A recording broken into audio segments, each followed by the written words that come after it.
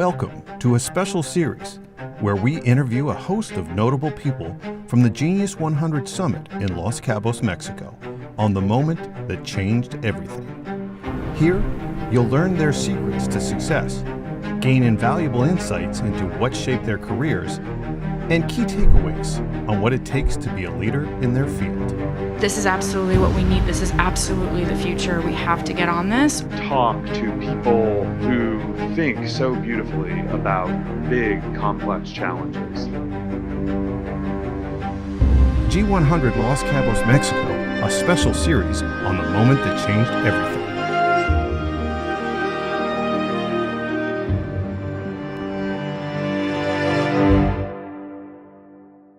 How much time do you spend thinking? Wow, that's an amazing question. I think I'm 24 hours, 24/7. Okay. Sometimes the thinking is, sometimes it's nagging because you don't want to think, you want to chill, but you think. Sometimes the thinking is that you are working on something and then you go to the restaurant or to the shower or to the toilet and suddenly an idea comes. And I think also in sleep, things are going on and you wake up in the morning and suddenly you have another small progress or another connection or a new idea. So I think it's like an ongoing, we have like thousands and thousands of thoughts, any of us, during our day-to-day. And I think using meditation, you can try to tune a bit more what type of thoughts you have and try to have like more thoughts that are creative and are moving you forward rather than thoughts that are anxious, that are, You said meditation. Yes. You meditate. Yes, a lot. A lot. So 2 times a day, 3 times a day? I meditate every day in the morning when I wake up for about half hour. I meditate always before I'm going to sleep for about half hour. And then sometime I would take and that's something that I started like only in the last 4 or 5 years, and it changed completely my life. Why? And my creativity. And this ability to scale up suddenly became much, much bigger, but also the ability to relax and shut down when you don't want to work improved. I'm not there yet, but it's improved a lot. And what was the impetus for this? What triggered me to start? I think I was like on a very intensive track. I did like my undergrad both in music and jazz performing and in cognitive neuroscience. Then I did direct computational neuroscience PhD. Then I went to NIH. Then I went for 3-4 years at Harvard Medical School. Then I started the lab and went from lecturer in small lab to a professor and have my own big team. And that was like 20 years in a row, of like, and then you have this genius, invention that's called sabbatical. And I didn't use it because I was like running 3 times. So I said, okay, now I have to take sabbatical and take care of myself a little bit and my family and, everyone. And that's what I did. And there I started to read about all the options to, recharge and so on, and started meditating and did some other stuff. Yoga, dancing, playing, go back to play. And this really changed my life. So also the way that I'm doing science and technology development and business, like all of them changed. Well, you talked about a moment about you have creative ideas when you sleep. Is that dreams? Yes, it's dreams, but also it's a quite famous phenomena. For example, if you are, let's say you have 8 hours to study it for an exam, and let's say you are studying for 8 hours, and now everything is fresh on your mind, and you go to give the exam. Second option, you study for 8 hours, you go to sleep. So apparently you forget some of it because you were sleeping and you have different dreams, and then you do the exam, you actually get much higher score and you remember much more. So something besides dreams, and you could have dreamed about something completely different from what you studied, but something happening in the brain, and now we understand it a bit better, that consolidate the information and create this connection. So this is like one type of what's going on in your sleep. Another dreams or thoughts, but when you fall asleep and when you wake up, or when you are in this situation that we are between being awake and being asleep, is actually known to be like a very creative stage. And there is now even some companies that try to wake you up exactly in this moment, so you would have a creative thought and a new connection. So is that sort So of... it's really interesting. When you are not Yeah. trying, you're actually getting better. You're getting better, more creative ideas. Of course, you have to put the work to build the language and the structure and so on and so forth, you know. With every new project, are they like children? You just love them to death? Is each one important? Or can you let one of them go? Wow, that's a great question. I think generally in my life, I'm a person of more and more and more and more and more and more, and do more projects, and I cannot let go of projects, and at some point, and the same with food. I love to eat, so if there is 30 dishes, I would try each and every one. You know, I would go to a jazz festival. I want to hear 30 shows at the same night until my brain would explode, but I cannot say no for a good show.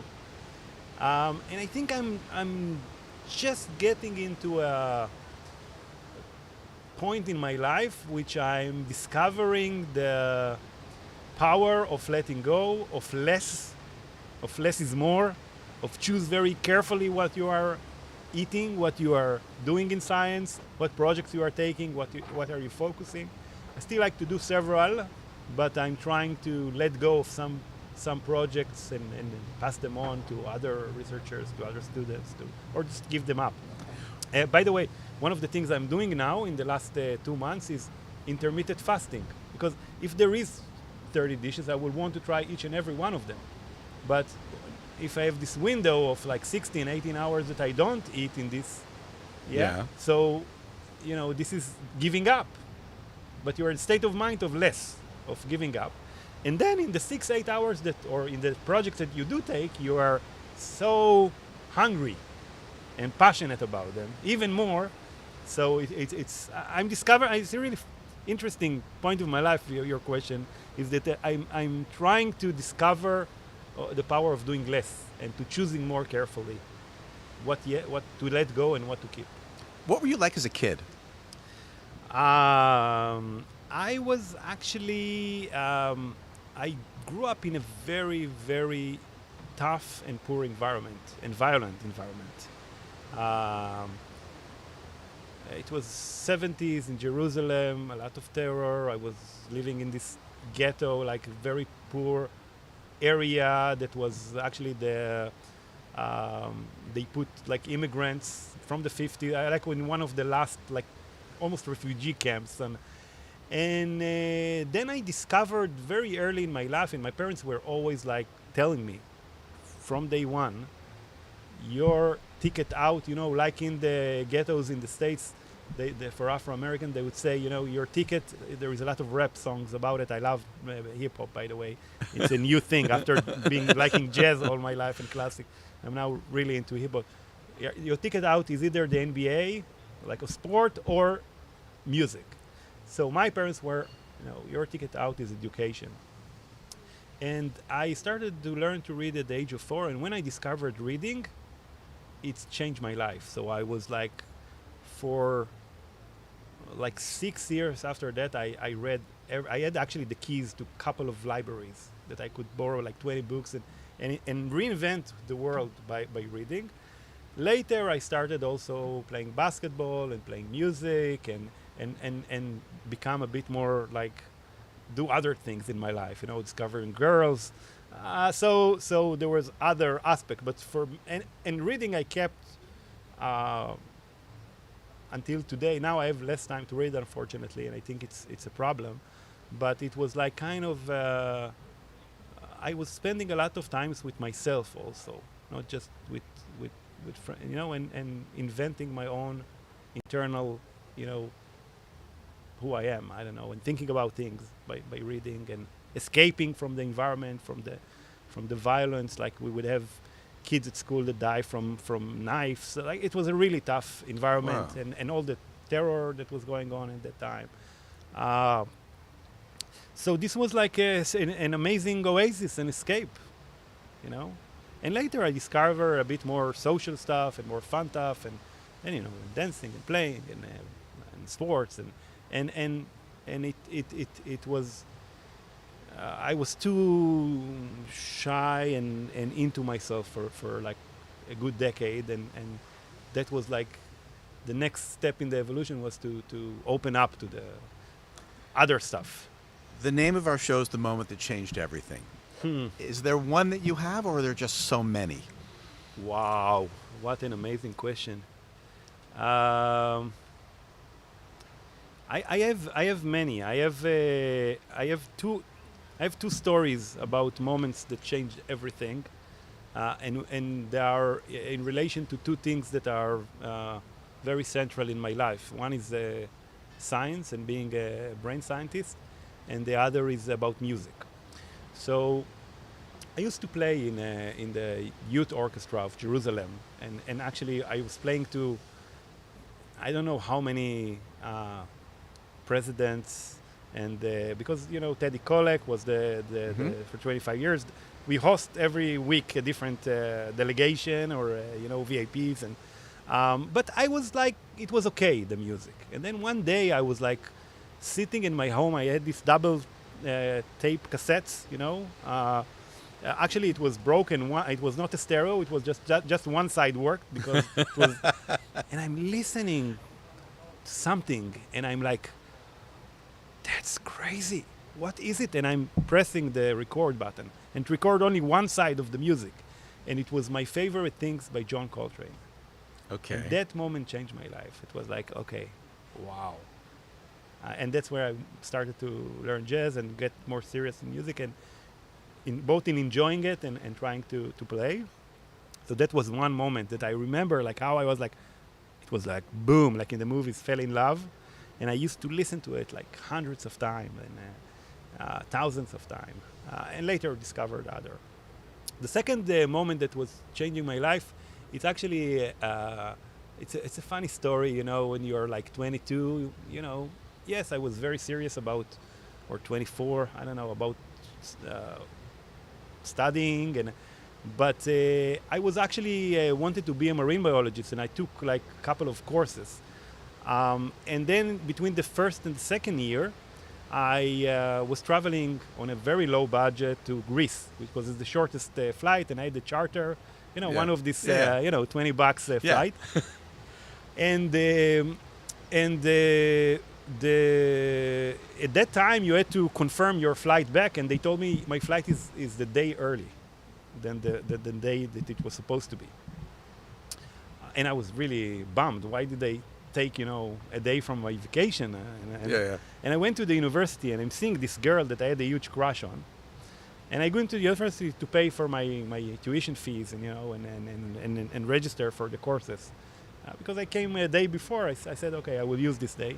And she's like, oh, Amir, did you came for the interviews for the new experimental cognitive neuroscience program? It was the first program for undergraduates in the whole country and one of the first in the world. And I was like, no, I just came to, you know, pay the tuition. She said, but this is voluntary. Why don't you come and try to get interviewed? I'm just going there. And just because I had a crush on her, I was like, but I was like, I told her, you know, I didn't even register for the interviews, and they've like 50 interviewing 50, and they take 8, and like, and they said, okay, I know the secretary, and she put me in the last name, and we both were part of this 8. And it actually was funny. I was like entering the committee, and was like, why did you want to study in this program? I was like starting to bullshit them, you know, you're BSing them, you know, ever since I was young, I was fascinated, but blah, blah, blah. You didn't say it was your girlfriend or this woman you had a crush on. No. Because I would have done that. You're smarter than me. You're smarter than me. But anyway, I guess they took mainly by the grades, and I was a nerd and reading a lot, so I had good grades. And 2 weeks into this program, I was like, boom, I'm quitting everything. This is what I'm going to do in my life. Really? Yeah, it was like, and this moment, accidental, rolling doors. I don't know how this Yeah, movie sliding called. doors, Sliding yeah. doors, Yeah. exactly. Sliding door moment. Both of them, like accident. If I wouldn't listen to this, marathon on John Coltrane, or wouldn't meet, all life would be different. Still amazing, but different. Wonderful. We're with Professor Amir Amedi on the moment that changed everything from Los Cabos in Mexico as part of the Genius 100 Summit. Amir, thanks so much. Let's do this again. Yes, it was a huge pleasure. Thanks so much. To learn more about how you can support G100 initiatives, visit genius100visions.com.